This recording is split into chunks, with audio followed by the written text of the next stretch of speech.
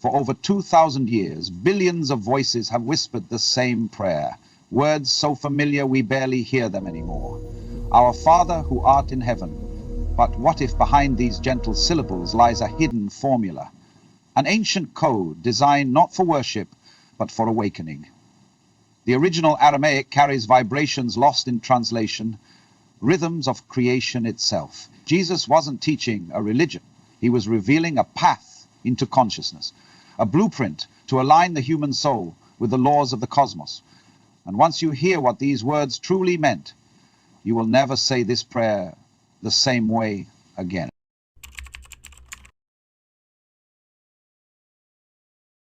There is a prayer so deeply woven into the human heart that millions recite it without question. Yet beneath its surface lies something far greater, an ancient teaching concealed in plain sight. When Jesus first spoke these words, he spoke in Aramaic, the living breath of his people. In that sacred tongue, every phrase was vibration, resonance, a hidden current of meaning. But through centuries of translation, its fire was dimmed, its rhythm buried beneath doctrine. In Aramaic, our Father is Abwun, not a distant figure in the clouds, but the sacred breath, the source of all life. And Bashmaya, not a faraway heaven, but the subtle field of vibration from which all reality arises. These are not words of supplication to a God beyond the stars. They are keys, vibrational codes meant to awaken the soul. The Lord's Prayer was never meant as ritual. It was always meant as transformation. And once you hear its true meaning, you may never see reality the same way again. Let us begin with the very first words, the opening gateway. Our Father who art in heaven. Familiar, comforting, yet far too small for what Jesus actually spoke. In the Living Aramaic, the phrase is Abwun dabashmae. Abwun is not simply Father. It is not the image of an old man enthroned in the clouds. No, Abwun carries the vibration of Source itself, the union of the masculine and the feminine, the divine breath from which all creation unfolds. It is the sacred vibration behind all forms. And Bashmaya, commonly translated as in heaven, is not a distant realm above the stars. It is the field of subtle vibration, the invisible dimension of energy out of which the visible world is born. It is not far away. It is here, now, permeating everything. So already the first line transforms before our eyes. It is not a petition to a far-off deity. It is an invocation of the living source within and around us, the eternal frequency that holds the cosmos together. When Jesus opened the prayer with Abwun dabashmae, he was not pointing us outward. He was pointing us inward. He was teaching us to align with the infinite breath of creation that beats at the center of our own being. Pause and let that sink in. The prayer begins not with separation but with unity. Not with hierarchy but with intimacy. You are not calling out to something beyond. You are calling in to that which you already are. Imagine saying these words not as routine but as activation. Source of all. Sacred breath. The vibration of heaven within me. Feel how different that is from simply whispering, Our Father in heaven. Jesus was encoding a truth that most of us have forgotten. The divine is not outside us. It is the ground of our being, the air we breathe, the vibration that sustains us with every heartbeat. When you speak this line with awareness, you are no longer praying to a distant sky god. You are attuning to the frequency of creation itself. You are remembering where you came from and what you are made of. The prayer continues with another phrase we think we know. Hallowed be thy name. So familiar, yet in the original Aramaic, nethkad, dashmach, it carries a depth we have barely begun to touch. The word shmach is not just a label. In Aramaic, a name was understood as the very vibration of being itself, the sacred frequency of essence. And nethkadash does not mean simply praise or honor. It means to make holy, to let be sanctified. So what Jesus is inviting us into is not an act of external worship, but an act of inner resonance. May the vibration of the divine essence be sanctified within us. Imagine this. You are not simply speaking God's name, you are becoming it. Each breath you take becomes a vessel for sacred sound, each thought a mirror of divine resonance, each heartbeat a drumbeat of holiness moving through flesh. This changes everything. Religion often taught us to look upward, outward, to offer reverence to a God far away. But Jesus was pointing us inward. He was showing us how to embody the divine name itself, to let the sacred syllable echo through our being until our lives themselves are the prayer. Think of a tuning fork. Strike one, and the other nearby begins to vibrate without ever being touched. This is resonance. This is what Jesus was describing. When we attune to the sacred vibration, when we sanctify the name within, our entire life resonates in harmony with the cosmos. It means that your words carry a different power. Your choices ring with clarity. Your presence itself becomes a prayer without needing to speak a word. So when you next whisper, "Hallowed be thy name," do not imagine a distant figure listening to your praise. Instead, feel the vibration rising within you. Feel your breath as the sacred sound of creation. Let your very being become the echo of the divine name. Because the name was never meant to remain outside of us. It was meant to be lived. This is not theology. This is transformation. Not doctrine, but direct experience. Not passive reverence, but conscious embodiment. And once you understand this, the Lord's Prayer is no longer something you say. It is something you become. Thy kingdom come, thy will be done, on earth as it is in heaven. For most, these words sound like a hopeful plea, a wish for a better world someday. But in the original Aramaic, they hold a far more radical invitation. The phrase "Tete malkutak," thy kingdom come, does not describe something descending from the sky, imposed from above. It means, let your kingdom arise within us. The kingdom is not a monarchy. It is not political power. In Aramaic, Malkutha means divine order, the inner realm of harmony, where human will and cosmic will merge. The kingdom is not out there. It is the awakened heart. Then comes Nasavianak, thy will be done. Again, this is not submission to an external authority. It is not blind obedience. In its true sense, it is synchronization. It is the merging of your unique spark with the universal flow. It is the recognition that the intelligence of the cosmos is not separate from your own deepest knowing. This changes everything. Thy will be done is not about bending your life to a distant ruler. It is about aligning your life with the current of creation itself. It is the difference between a leaf tossed by the river and a swimmer moving in harmony with its current. And then comes the great principle, on earth as it is in heaven. In Aramaic, Aikana, Dibashmaya, Achbara. These are not simply poetic words. They encode the law of correspondence. The microcosm reflects the macrocosm. The visible mirrors the invisible. The spiritual and the material are not separate. They are reflections of one another.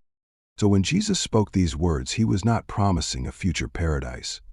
He was declaring a present reality, that the same laws that shape the heavens also breathe within us here on earth. That the kingdom is not someday, but now. Always now. Imagine living from this awareness. Every act, every choice, every breath, an expression of heaven made tangible on earth. Imagine realizing that your heart is the meeting place of the eternal and the temporal, the cosmic and the human. This is why the prayer was never meant to be passive. It was an instruction in embodiment, a call to awaken to the divine kingdom here, to live in harmony with the rhythm of creation, to walk as a conscious participant in the unfolding will of the universe. Pause for a moment, breathe in. Feel the truth behind the words. Let the kingdom awaken in me. Let my will and the divine will merge. Let earth and heaven be one. This is not about waiting for a far-off salvation. It is about recognizing that salvation is already here, in the alignment of your being with the eternal order of the cosmos. The kingdom is not coming, the kingdom is, and it is waiting to be realized within you. Give us this day our daily bread. At first, these words sound simple, a request for food, for sustenance. But in the original Aramaic, the phrase Havlan lakma doch kunanya carries far deeper meaning. Lakma does mean bread, but it also means understanding, wisdom, vitality. And Sankanan is not just today. It is a call for continuous nourishment, an unbroken flow. So what Jesus was teaching was not about begging for a loaf of bread. He was pointing to something far more vital, the nourishment of the soul, the daily infusion of divine energy that sustains our spirit as much as food sustains our body. Think of it this way. Every day, we consume. We eat food. We take in images, thoughts, conversations, energies. All of these become part of us. They shape the way we think, feel, and act. What Jesus encoded in these words is an invitation to receive consciously, to open ourselves not only to material food, but to the manna of wisdom, the living frequency of Source. The true bread of life is the divine current that flows into us when we live in alignment with the sacred. When you whisper this line, imagine not only asking for what will fill your stomach, but for what will fill your soul: clarity, guidance, strength, light. Imagine receiving the vibration of creation as nourishment, feeding every cell, every thought, every part of your being. This is why the mystics spoke of manna, why traditions across the world describe a hidden food that sustains life beyond the physical. It is the same truth, that we require more than matter, we require meaning. Pause here. Ask yourself, what am I feeding on today? Not only in body, but in mind, in heart, in spirit. Am I filling myself with distraction, fear, resentment? Or am I opening myself to wisdom, presence, and light? Jesus' words are not a passive plea. They are a call to live consciously, to digest life with awareness, to recognize that the bread we seek each day is not just grain baked into loaves. It is divine energy flowing into us, shaping us, sustaining us, transforming us. So when you pray, "Give us this day our daily bread," you are saying, "Feed my soul with wisdom, nourish my heart with light, sustain my being with the sacred vibration that renews me again and again." This is not simply survival. This is transformation. This is the daily choice to receive not only food, but the living essence of God. Forgive us our trespasses as we forgive those who trespass against us. Perhaps no line in the prayer has been more misunderstood than this one. In English, the word trespasses sounds like guilt, shame, sin. But in Aramaic, the phrase washboklan kobain ikana dafknan shboklan lakayabain reveals something much deeper. The word kalbain does not mean sins in the way we imagine it. It means debts, errors, missed targets. In other words, not moral condemnation, but misalignment. And forgiveness does not mean overlooking or excusing. It means to release, to restore flow, to dissolve blockages. It is not about guilt, it is about energy. So this line is not about asking for pardon from a wrathful judge in the sky. It is about recalibration. It is about returning to resonance with divine order. To forgive is to free the flow of life force again, both for ourselves and for others. Notice the symmetry. As we forgive, so are we forgiven. This is not a transaction. It is the law of resonance. What you release, releases you. What you hold on to, holds on to you. Think of it. When we cling to resentment, we are the ones bound by it. When we replay the hurt, it is our energy that contracts. Forgiveness, then, is not for the other. It is for the restoration of wholeness in ourselves. But here's the key. This prayer makes forgiveness reciprocal. It is not one-sided. The flow must move both ways. If I want freedom, I must give freedom. If I want release, I must release. Jesus was teaching us the science of the heart, the law of inner resonance, that forgiveness is not an optional virtue, it is a spiritual technology. Without it, the current of divine energy cannot flow freely through us. Pause for a moment. Call to mind something you still hold on to, an old wound, a bitter memory. Feel how heavy it is, how it constricts the flow of your being. Now imagine releasing it, not condoning, not forgetting, but loosening your grip so that energy may move again. That is forgiveness. And that is the meaning of this line. It is not about guilt. It is not about punishment. It is about remembering harmony. It is about choosing flow over blockage, wholeness over fragmentation. So when you say, "Forgive us our trespasses as we forgive those who trespass against us," hear it this way. Restore me to harmony as I restore others. Free me as I free them. Release me as I release them. This is not morality. This is resonance. This is not a law imposed from above. It is a rhythm woven into the fabric of creation itself. Forgiveness is freedom. Forgiveness is alignment. Forgiveness is awakening. Lead us not into temptation, but deliver us from evil. This may be the most misunderstood line of all. To many it sounds as though God might push us into sin, testing us with failure. But in the Aramaic, the meaning transforms into something far more profound. The phrase "Wela talan lesuya" does not imply divine testing. It means, do not let us enter into forgetfulness. Forgetfulness of what? Forgetfulness of who we are. Forgetfulness of our divine origin, our sacred purpose, our true nature as beings of light. And the word, often translated as evil, bisha, is not a red-horned figure lurking in the shadows. It means chaos, distortion, disintegration. It is the fragmentation that occurs within us when we fall out of resonance with divine flow. So hear the prayer again with new ears. Do not let us be lost in illusion. Rescue us from inner fragmentation. Keep us awake, whole, aligned. This is not about fearing sin. It is about remaining conscious. It is about asking to stay awake in the great dream of life, to resist the pool of forgetfulness that lulls us back into separation. Think about it. Every day we face subtle temptations, not only of desire or greed, but of distraction, numbness, despair. Temptation is anything that draws us away from the center, that scatters our attention, that makes us forget the truth of who we are. And deliverance, then, is not rescue from a demonic enemy. It is the call to wholeness, coherence, integration. It is the prayer that our scattered pieces be gathered again, into alignment with the sacred rhythm of the universe. Pause for a moment. Feel into your own life. Where are you tempted to forget your truth? Where are you pulled into illusions of fear, anger, or separation? And where do you long for wholeness, for integration, for deliverance into the fullness of your being? This is the heart of the line, a prayer to stay awake, to not fall asleep in forgetfulness, to resist the forces that scatter the soul.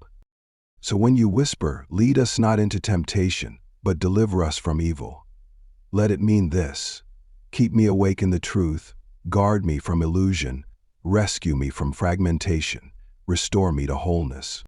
This is not theology, it is transformation. It is not fear, it is remembrance. It is not a warning of punishment. It is a call back to the center of who you truly are. And then comes the closing line, present in many versions though absent in the oldest manuscripts: "For thine is the kingdom, the power, and the glory forever." To some, it is a simple doxology, a way to end the prayer with praise. But in truth, it is far more than a closing ritual. It is an affirmation, a declaration, a sealing of alignment. For thine is the kingdom. Here we return to the word Malkuta. Divine order, harmony, the inner realm where human will and cosmic will are one.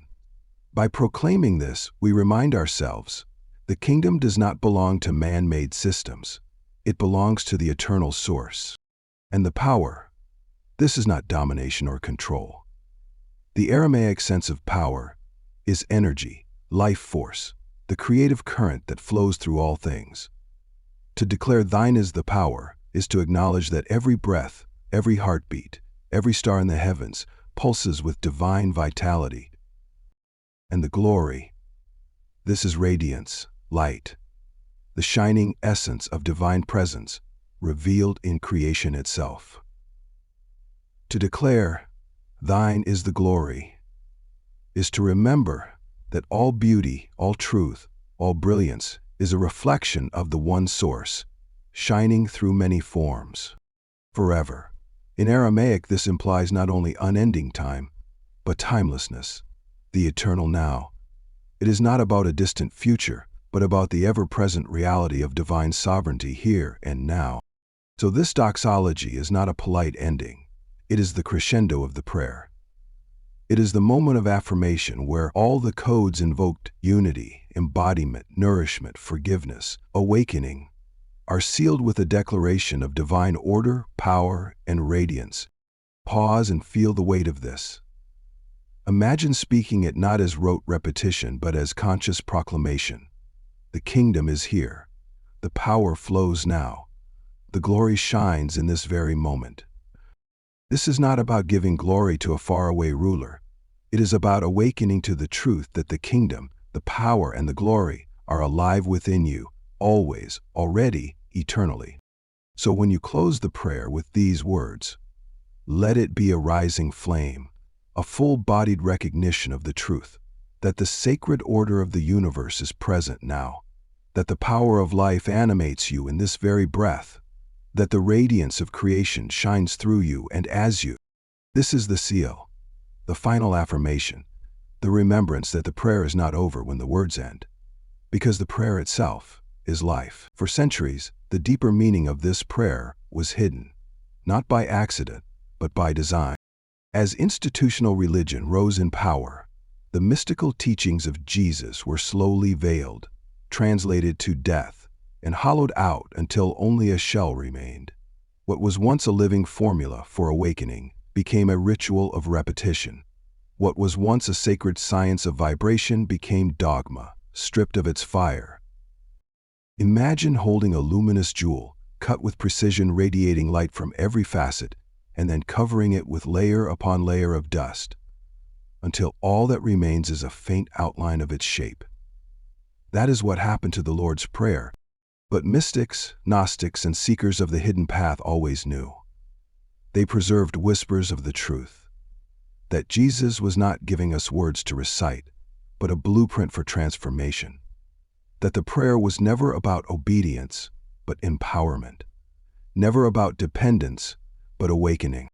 And now, in our time, the veil is lifting. The age of concealment is ending. We are entering a time of remembrance, where ancient truths rise again, not as superstition, not as mere belief, but as direct experience.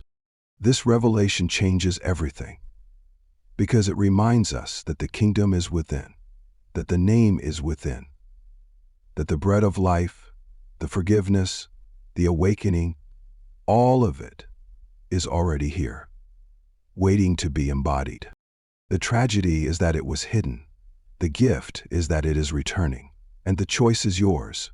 Will you keep reciting these words as ritual, or will you let them awaken as living codes within you? Because once you understand what Jesus truly gave us, you realize this prayer is not about salvation after death. It is about embodied divinity in life, right here, right now.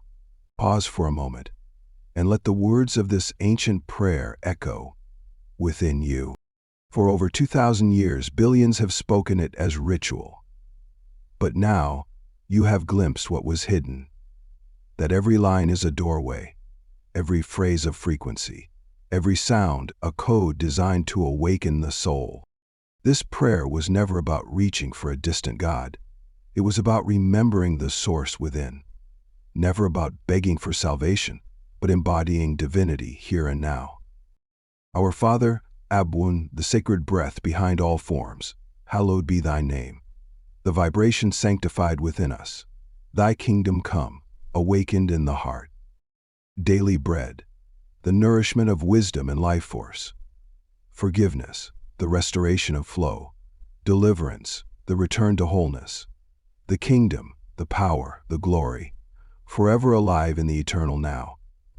This is not theology, it is transformation. It is not memory, it is awakening. So the next time you whisper these words, do not simply recite them.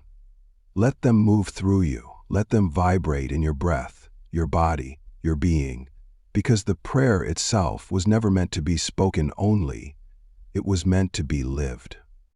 If this revelation stirred something within you, know this, it is only the beginning. At Inner Alchemy, we explore the hidden wisdom, the forgotten teachings, the ancient codes of transformation that have been waiting for us to remember. I invite you now, pause for a moment and comment, I am awakening, declare it, and let it be your activation. If these words moved you, share this with someone you love so the hidden light can reach more hearts. And if you wish to continue the journey, subscribe and walk with us, because together we are remembering what was never truly lost. The kingdom is within you. The power is within you. The glory is within you. And now, it is time to live it.